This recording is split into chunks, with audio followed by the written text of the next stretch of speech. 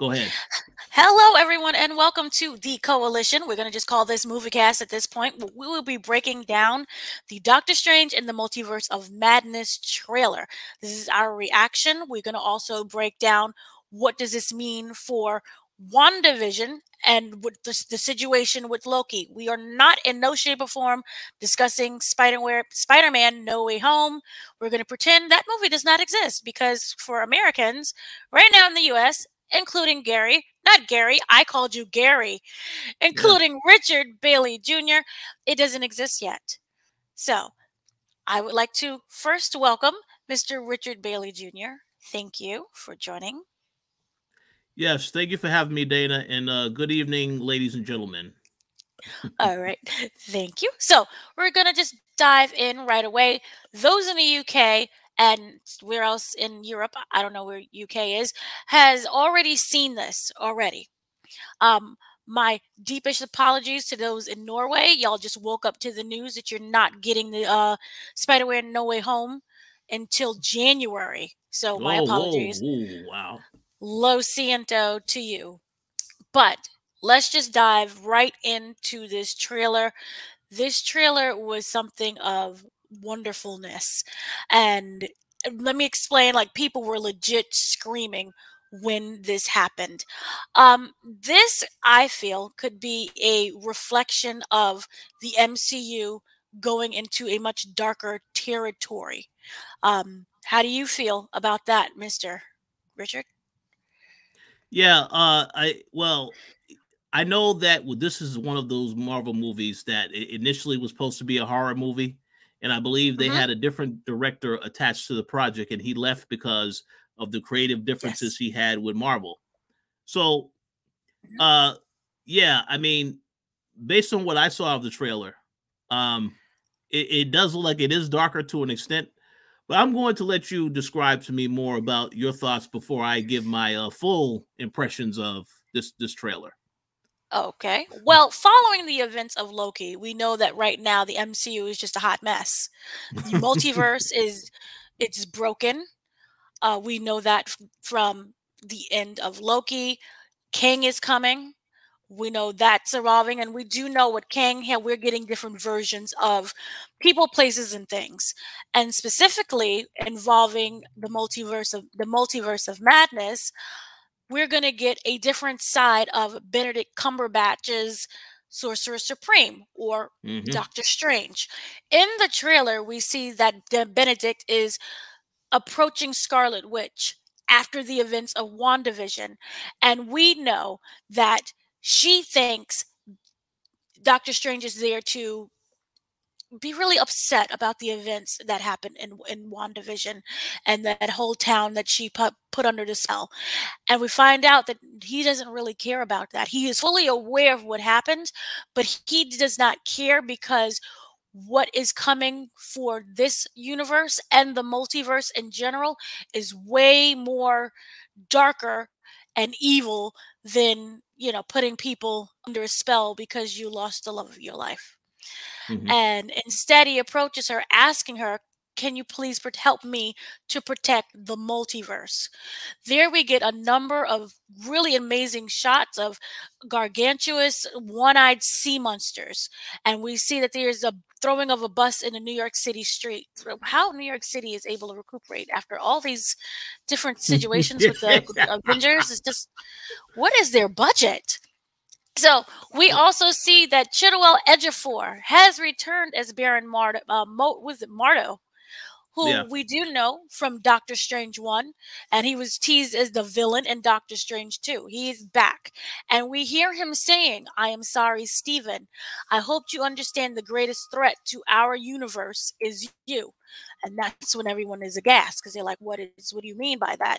And this is when we see, in a shocking twist, not much of a twist if you already know from the What If comics and everything else, that we see a cosmic scene of Doctor Strange facing the evil version of Strange Supreme, who says to him, things have just gotten out of hand. And then we see the big, nice title screen that promised us that Doctor Strange will return in the Multiverse of Madness, his solo, which comes out, I believe, next Monday. By next Monday, I mean of next year. And I said Monday, I meant of May. Yeah. And this is when we kind of know that Disney Plus, their What If series, actually is going to come into play with this version. Because in that show, we knew that also voiced by Cumberbatch. He voiced Strange Supreme. He's also going to be playing Strange Supreme, who is a variant of Doctor Strange, who had to endure the pain and loss of the love of his life, Christine Palmer, which explained in episode 4 of the What If series that what if Doctor Strange lost his heart? So instead of his hands, he lost his heart. So with that said, what was your kind of immediate reaction to all of that? Well, I was glad to see that they are doing that storyline, because that to me was one of the best What If episodes they had the entire season. Now, let me just say, What If pretty much on Disney Plus is a fantastic series. But this episode I thought was the best because there was no happy ending. And it was very brutal. You know, no matter what he did, he still lost Christina. And then he dived deeper and deeper into doing all of the evil things because he wanted to be the Sorcerer Supreme. So I'm glad they are diving into this storyline. You know, I don't know how dark it's going to get in the actual movie. I feel like it definitely needs to be darker. And we did see, you know, hints of certain characters, you know, that might get killed, like Wong and other characters that obviously look like they're in a lot of trouble. So that's great. Yeah. But I'm very curious to see what the impact of these events are going to have on the MCU in general moving forward, because that's what I was waiting for. And ever since they had announced this movie, and then we saw the other movies that they released, this is the movie that I was waiting to see, because I felt like there's a lot of things that could happen. So I thought the trailer was good. They did not reveal too much. I did want to ask you a question about the trailer, though, because I noticed that people were very excited in the audience when they saw Scarlet Witch, aka, you know, and this is what I say to that.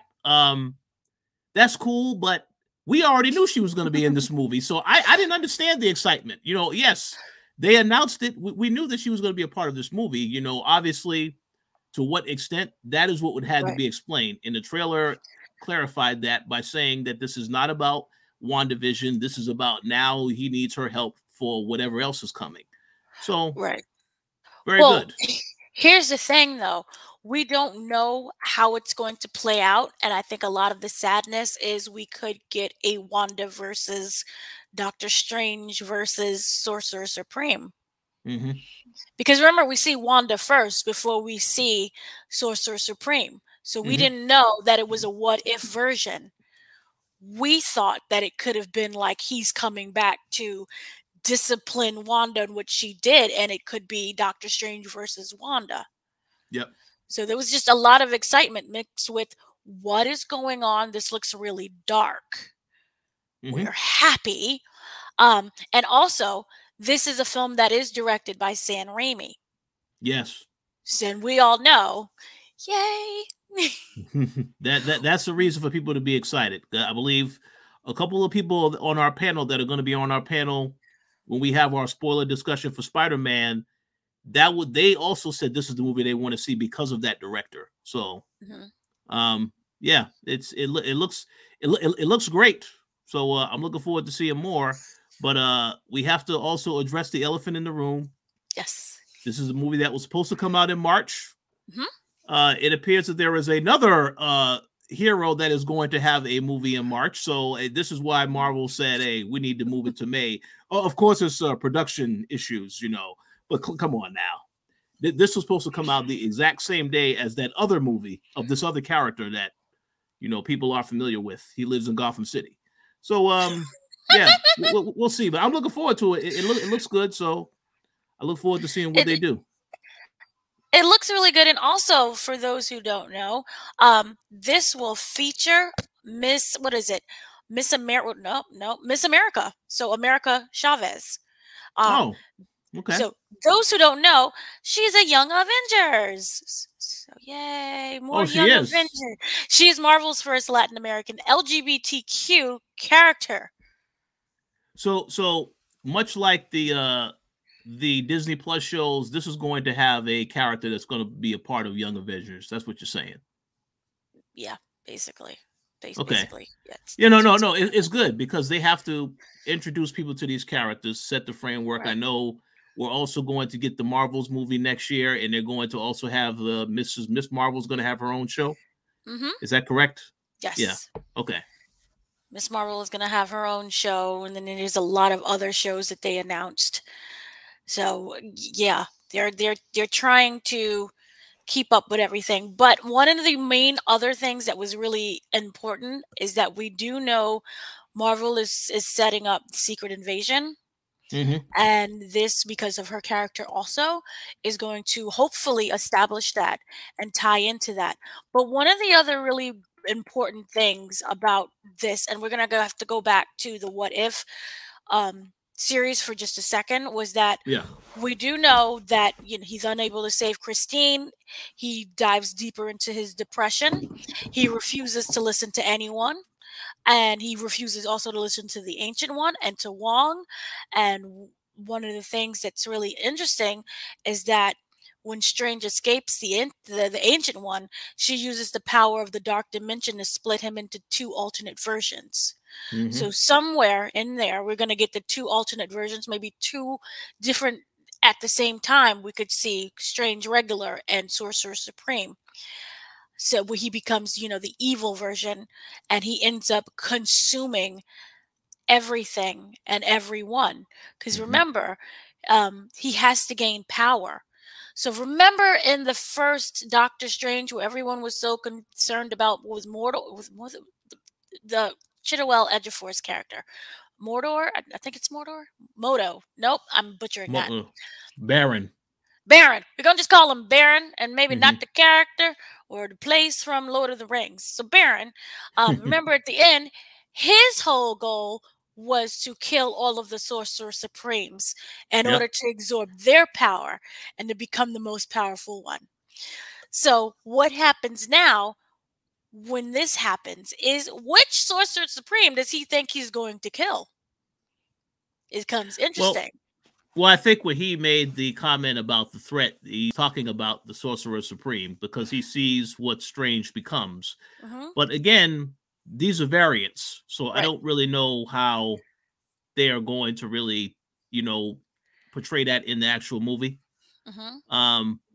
What I unfortunately will say, and I don't think this is a surprise, is that I think we all know that character will not make it out of the movie alive. At this point, no.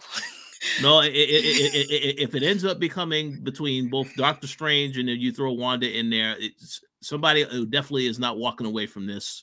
So this character, I kind of hope that they give him more to work with and they don't just throw it away and just kill him off. Right. But we'll see what happens because it's going to get kind of crowded with all those people fighting each other. So that is true. So it's just funny that you think you have this idea of like, I'm going to kill all of the Sorcerer Supremes, and then you have like the actual thing you have to come up against, and how he has the same idea too. So and then I wonder also, how does him remember, because he does do a lot of killing of the sorcerers. How does that counteract what Sorcerer Supreme? Because his goal is to kill everyone and absorb their power and their magic too. So. That, you understand what I'm saying? If you have two people separately killing all of the Supremes and all of the different beings, will we end up them fighting each other at the end? Well, I definitely think we're going to see Baron. I mean, I didn't look up the name, so it's either Mordo or Baron. I'm not looking at. Okay. So, in any event, this, really what happened. The events of, the snap. It impacted a lot of things. Prior to this is a character that pretty much was already building himself up as the next major adversary for Doctor Strange. So when the snap happened, that changed something. And I'm pretty sure they will dive into that in the actual movie. but somehow there's a variant version of Doctor Strange that also was doing the same thing.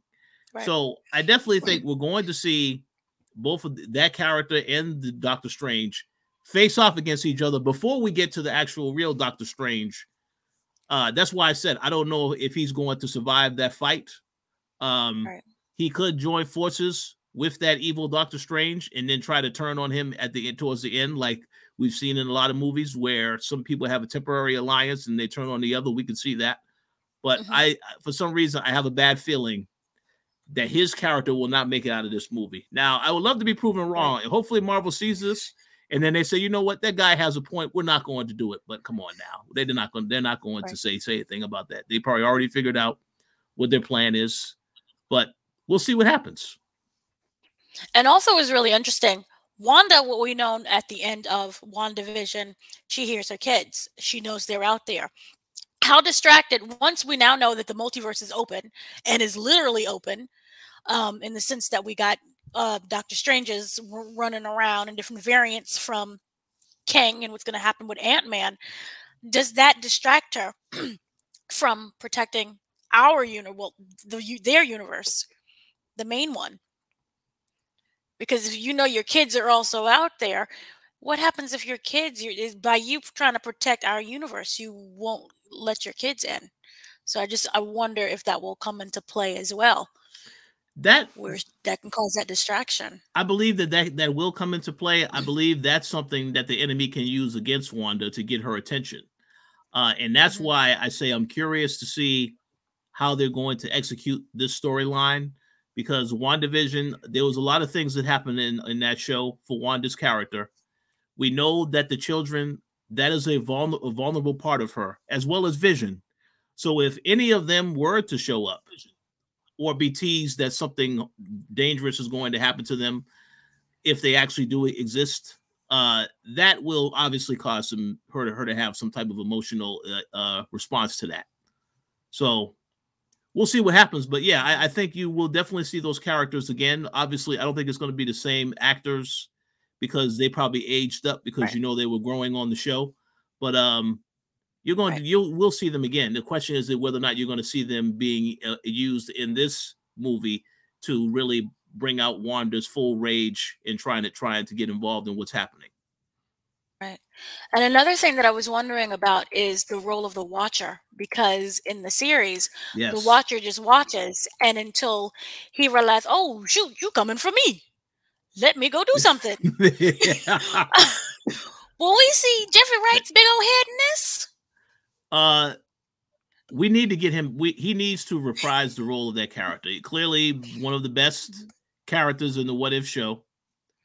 I want to see him in a movie at some point. I don't know if it's going to be this movie. It would make sense if it was, but I don't know if it's going to be this movie.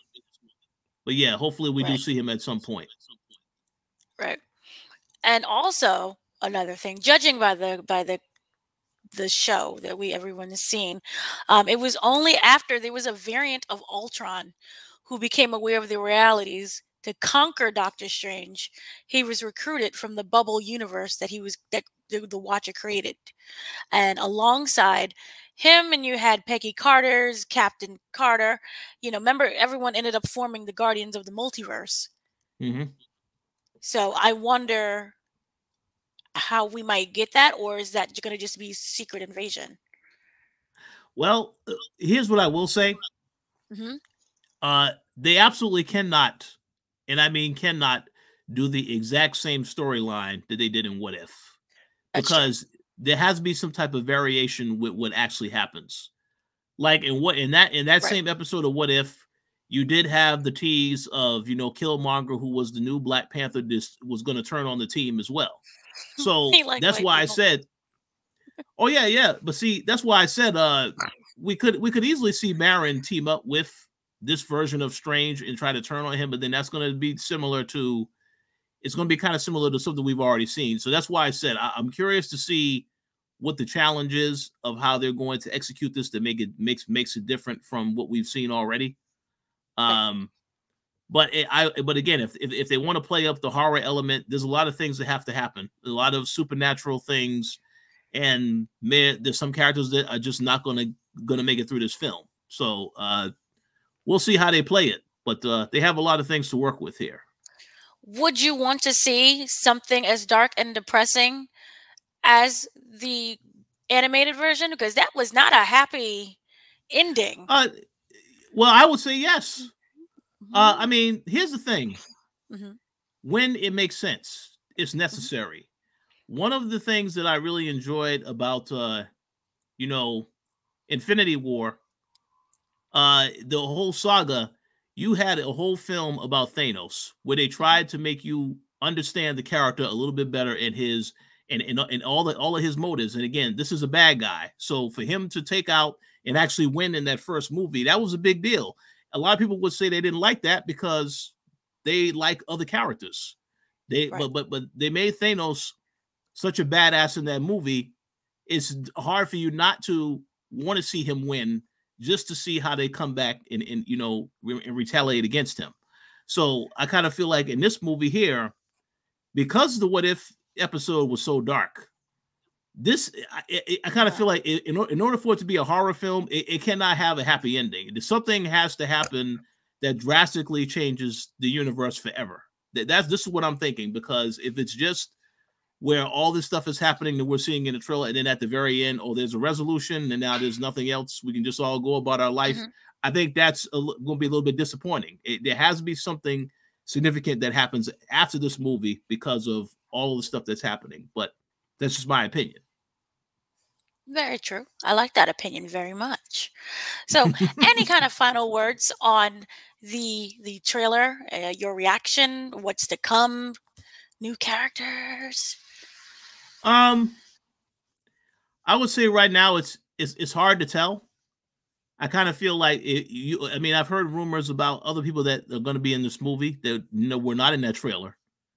Other characters from other that were once part of other properties that might be in this movie that, again, they're not in the trailer. So instead of listening to the rumors and speculating, I'm going to wait until we see another trailer, because you already know that Marvel will release at least 2 or 3 more trailers before we actually get the movie. So the next time they release a trailer, I'll probably have a lot more to say. But for now, I would say I'm definitely intrigued. As I said, this is the movie that I was waiting for ever since they was talking about Phase 4, because it felt to me like when they said horror, they had me as soon as they said, "Oh, this is going to have a horror elements." Yes, and then I heard the director left, and I was like, "Oh, well, I don't know about that." Then I hear Sam Raimi is involved now.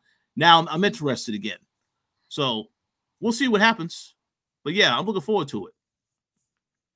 I am very excited. Am I muted? No. Sorry. Okay. I am very excited for what's to happen. Also, it was reported that Tom Hiddleston will be reprising his role, maybe as Loki from Multiverse of Madness. So we're gonna just bring in everyone and hope for the best. I guess it's call to arms, basically, at this point, to protect the universe. Anything that you've done in the past, we're gonna forgive you, but this is a call to arms. So, yes, I'm really excited for what's to come. I think we've kind of expressed what we can express in a 2-minute trailer. Yeah. So, yeah, that's just our thoughts. We will have a spoiler discussion for Spider-Man-No Way Home this weekend with a whole bunch of people. So look forward to that as well. And we will have more content. I have an interview that I have done with Terry Crews. We talk about wrestling and some of his other stuff that he is known for talking about. So it was a lot of talking of that. And there are more interviews just to come, working with Matrix. We will have an interview with Joshua Jackson about his company and about his career and the Dawsons and the Creeks. So thank you so much for that. Any shout outs for you, Mr. Bailey? Oh, no, I just want to give everyone a shout out to all the people that have been watching the content. We appreciate your continued support. Yeah, give a shout out to Dana. If you have not seen her Spider-Man review, spoiler-free review, definitely check it out and definitely come back for the spoiler discussion this weekend, because that's going to be a fun podcast where we're going to really dive deep into what we thought about the movie. Okie doke. So have a great day, afternoon, evening, whatever time zone you're watching this, and thank you.